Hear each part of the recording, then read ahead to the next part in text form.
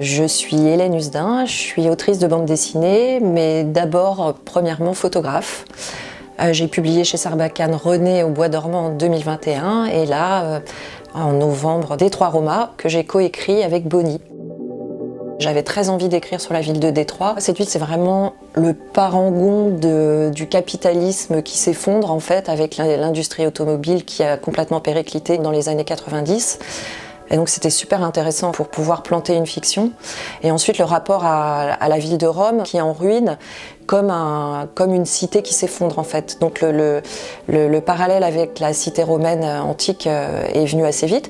Et ensuite en fait on a trouvé cette ville qui s'appelle Rome, en Géorgie, et c'était quelque chose d'assez intéressant de relier les deux de façon assez métaphorique. On avait vraiment envie de se focaliser sur des personnages, donc leur histoire passée, leur histoire future, et l'histoire présente, le ciment qui allait lier tous ces personnages.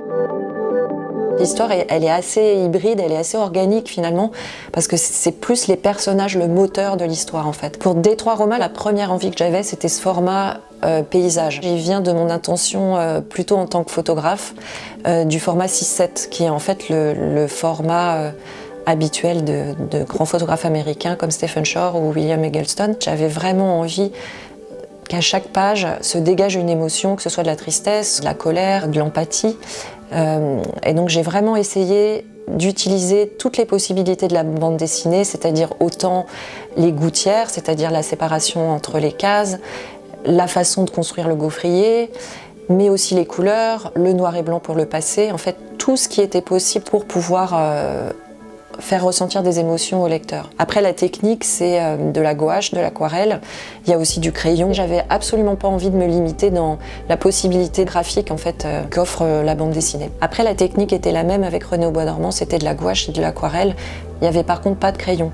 La différence vraiment entre les deux romans graphiques, c'est que Détroit Roma m'a demandé énormément plus de temps que René au Bois dormant, qui était un roman plus abstrait, des dessins plus sur le motif en fait, puisqu'on était dans la forêt, alors que là, Détroit Roma s'appuie sur une ville, sur des décors urbains, sur des personnages réels. Tout ça a demandé énormément de recherche et aussi l'appui de photos que j'avais documentées lors de mes voyages aux États-Unis.